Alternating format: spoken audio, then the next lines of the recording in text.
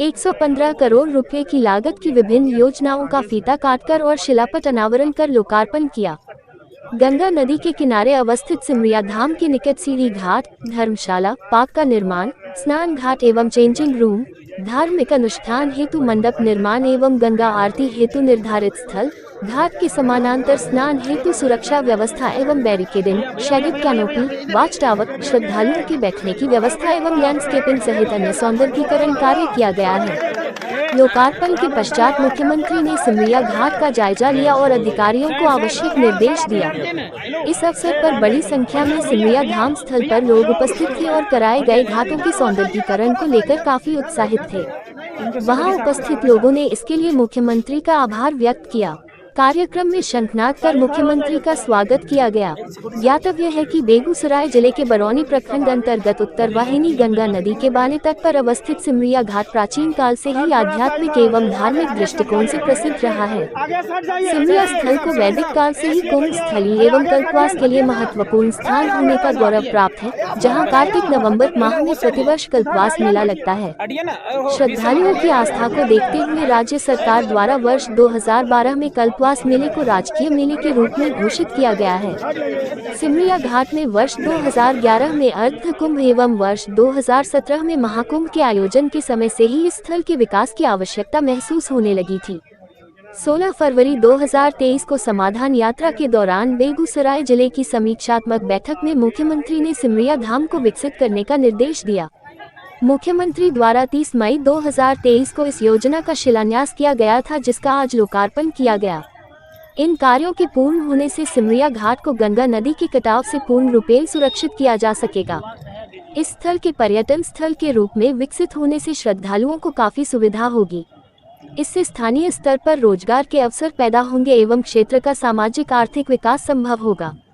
इस अवसर पर केंद्रीय ग्रामीण विकास एवं पंचायती राज मंत्री श्री गिरिराज सिंह, उप मुख्यमंत्री श्री विजय कुमार सिन्हा, जल संसाधन मंत्री श्री विजय कुमार चौधरी, जल संसाधन विभाग के पूर्व मंत्री श्री संजय कुमार झा, राज्यसभा सांसद श्री राकेश सिन्हा, विधायक श्री राजकुमार सिंह, विधायक श्री रामरतन सिंह, विधायक श्री कुंदन सिंह, विधायक श्री सुरेंद्र मेहता, जिलाध्यक्ष सह पूर्व मंत्री श्रीमती मंजू वर्मा सहित अन्य जनप्रतिनिधिगण, मुख्यमंत्री के सचिव श्री अनुपम कुमार, मुख्यमंत्री सचिवालय में विशेष सचिव श्री चंद्रशेखर सिंह, मुंगेर प्रमंडल के आयुक्त श्री संजय कुमार सिंह, मुंगेर प्रक्षेत्र के पुलिस उप महानिरीक्षक श्री संजय कुमार, बेगूसराय के जिलाधिकारी श्री रोशन कुशवाहा और बेगूसराय के पुलिस अधीक्षक मनीष कुमार सहित अन्य वरीय अधिकारी उपस्थित थे। बेगूसराय जिले से अंशु कुमार की रिपोर्ट।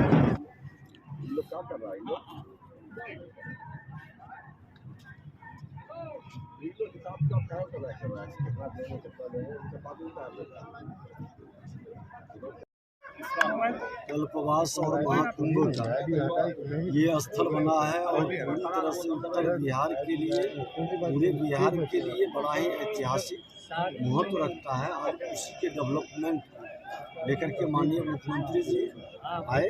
हम लोगों को भी थोड़ा उधर से गुस्साई चले गए थे, कृषि एग्रीकल्चर मेला था, उधर से आने में थोड़ा लेट भी हुआ है और उसी को लेकर के विकास की गति जो बढ़ रही है, 6 लेन 3 भी बन रहा है, थोड़ा सा उसका भी मॉनिटरिंग हो गया। आप लोग लगातार विकास की योजनाएं चला रहे हैं, सौंदर्यीकरण का काम चल रहा है, बेगूसराय को प्रत्येक जगह देने की कोशिश की गई है, लेकिन तेजस्वी यादव कह रहे हैं कि सारा विकास तो उन्होंने 17 महीनों में किया है।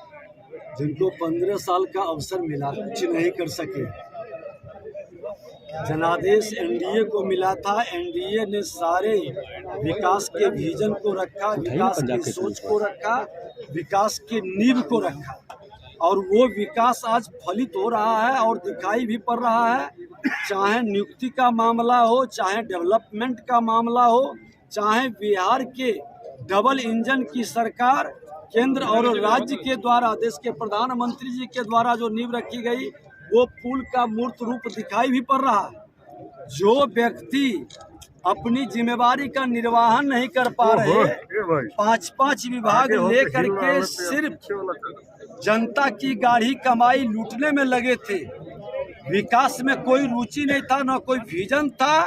आज सत्ता से हटने के बाद बिहार के मुख्यमंत्री जी ने साफ कहा कि ये लोग बिहार को बर्बाद किया है, बिहार के जनता की गाढ़ी कमाई लूटी है। और इसलिए मुख्यमंत्री ने तो अवसर दिया था सुधरने का, लेकिन नेचर सिग्नेचर नहीं बदलता है। जनता की गाढ़ी कमाई लूटने वाले, अपराध भ्रष्टाचार बढ़ाने वाले, विकास की बात लोग विश्वास नहीं करेंगे। नहीं बदलता है। इसको बनाया जाए और पश्चिम साइड जो घाट है आप छोड़ दीजिए, आप खाली माइक लगे। देखिए, हम तो पहले से भी कह रहे हैं और निश्चित तौर पर बिहार के ये जानकी पौड़ी के रूप में ये डेवलप होगा। दोनों तरफ, सिमरिया के तरफ और हत्ता के तरफ, दोनों तरफ विकसित होगा और नया बिहार का एक स्वरूप ये दिखाई पड़ेगा। पूरे देश से लोग यहाँ आएंगे। राहुल गांधी और तेजस्वी यादव लगातार यात्रा कर रहे हैं, महारैली होने वाली है, कह रहे हैं कि जवाब देंगे और बताएंगे कि बीजेपी ने क्या किया है। जनता मालिक है, जनता जानती है कि देश विकसित भारत बनाने के संकल्प देश के प्रधानमंत्री नरेंद्र मोदी जी का और विकसित बिहार बनाने का एनडीए का संकल्प जनता के आशीर्वाद से साकार होगा। हम तो आज समस्तीपुर पूसा से आ रहे हैं और लोगों की भावना और उमंग को भी देख रहे हैं। जिस व्यक्ति को जिम्मेवारी सदन में निभानी चाहिए थी बैठकर, अभी सदन चल रही थी, लेकिन सदन के बदले ये जन विश्वास ले रहे थे। आज इतने दिनों तक सत्ता में रहे, एक दिन आंसू पोंछने का काम नहीं किए, ये अपराध भ्रष्टाचार के एक भी प्रश्नों का जवाब नहीं दिए। सिर्फ यात्रा करने से और पिकनिक मनाने से जनता विश्वास नहीं करती है। एक छोटी सवाल है कि महारैली में आ रहे हैं, गांधी मैदान घेरेंगे, कह रहे हैं बहुत सारे। देखिए, लोकतंत्र में सबको अधिकार है आंदोलन करने का, लेकिन जजमेंट तो जनता मालिक है, वो करेगी। और जनता मन के अंदर निर्णय ले चुकी है। 3 उपचुनाव में आरजेडी को जवाब मिल चुका है। मंत्री महोदय, जनता से यहाँ वसूला जाता है चुंगी टैक्स के रूप में, सिमरिया घाट फ्री कब होगा? आपको क्या लगता है कि प्रधानमंत्री बड़ी घोषणा भी कर? देखिए, केंद्र के स्पेशल पैकेज के माध्यम से कई बड़े बड़े कार्य हुए हैं। 56,000 करोड़ का हमने सदन में पटका बजट पढ़ते हुए बताया है। और कई इस तरह के कार्य जो लोग को दिखाई पड़ेगा, उसका शिलान्यास भी है, उद्घाटन भी है और आप लोगों के सामने सारे विषय भी आएंगे। सर, मांझी जी गुजरात मॉडल लागू करने की बातें कह रहे हैं। चारों बगल घुमा के दिखाए ये डबल इंजन की सरकार में किस रफ्तार से विकास होता है। दाहिने साइड आपको दिख जाएगा 6 लेन रोड के लिए प्रधानमंत्री जी के योजना से बन रहा है। इस तरफ ट्रेन का देख लीजिए जो नया पुल बन रहा है। बीच में ये सिमरिया धाम का सौंदर्यीकरण, घाट का बनाना, धर्मशाला बनाना, सब कुछ करना। तो ये जीता जागता उदाहरण है कि डबल इंजन की सरकार में कैसे विकास त्वरित गति से दौड़ता है। और सिमरिया धाम आप जानते हैं, यहाँ कल्पवास हर साल लगता है।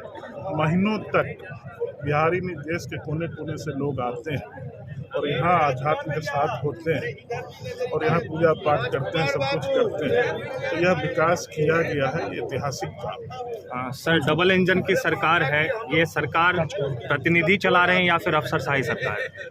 सदन में मुख्यमंत्री जी का बयान आता है के पाठक को लेकर के, और ये सरकार आपके मन में कंफ्यूजन हो सकता है। सरकार प्रतिनिधि ही चलाते हैं, मंत्री ही उसके मुखिया होते हैं।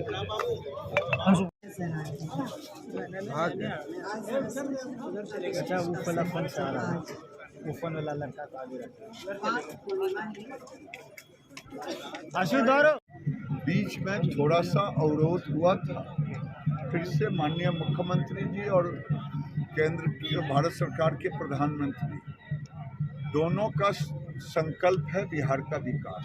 और जिस धरती पर हैं ये कभी श्री बाबू की धरती कहलाता है, क्योंकि ये पुल उन्होंने दिया था, थर्मल उन्होंने दिया था, फर्टिलाइजर उन्होंने दी थी, रिफाइनरी उन्होंने। आज मैं आपको एक नमूना कह रहा हूँ कि प्रधानमंत्री बिहार के विकास में श्री बाबू के कीर्ति को पुनर्जीवित करने का काम किया है। छोटी सी बात मैं आपको बता रहा हूँ कि 6 लेन पुल, ये पुल खराब हो चुका, जर्जर हो चुका, फिर इस पर बन रहा रेलवे का भी पुल, इधर 6 लेन का पुल। आगे बढ़िएगा एनटीपीसी का 2 यूनिट, उससे आगे बढ़ेंगे तो फर्टिलाइजर को उन्होंने फिर से जो बंद पड़ा था कई बार उस पर शिलापट लगा, लेकिन प्रधान उसके बाद रिफाइनरी बढ़ेंगे। रिफाइनरी में 25,000 करोड़ दे करके, नहीं तो वो डंपिंग यार्ड हो जाता तेल का। और आज उसके कारण जो क्रूड का इनपुट टैक्स जाता है उससे 9,000 करोड़ से ऊपर बिहार सरकार को टैक्स जाता है। ये 10,000 करोड़, अगर 40,000 करोड़ बिहार का रेवेन्यू रिसिप्ट है, उसमें 1/4 केंद्र के कारण बेगूसराय। प्रधानमंत्री आ रहे हैं। ना अगर आपके सामने रखूं कि अगर इस बीच में हमारी सरकार नहीं थी तो बिहार के जितने राशन कार्ड होल्डर हैं, अब नई सरकार ने कैबिनेट में पास करके केंद्र से जुड़ करके बिहार के जितने राशन कार्ड धारी हैं अब सबको आयुष्मान भारत कार्ड मिलेगा। इससे बड़ी तुरंत उपलब्धि क्या दिखेगा कि 5 लाख का उनको इलाज का सुविधा होगा। ये एक सेक्टर का इतना है। विशेष दर्जा और विशेष पैकेज की ही बात हो रही है कि बिहार में अब डबल इंजन की सरकार है तो फायदा तो मिलना चाहिए। फायदे के लिए ही तो बताए। और विशेष राज्य का दर्जा अब खत्म हो चुका है। प्रधानमंत्री ने 2015 में 1.25 लाख करोड़ का बात किया था, वो पूरा किया। आगे फिर बिहार के विकास के बगैर पूर्वांचल का विकास नहीं, ये प्रधानमंत्री का सोच है। अब पूर्वांचल के विकास के बगैर भारत का बेगूसराय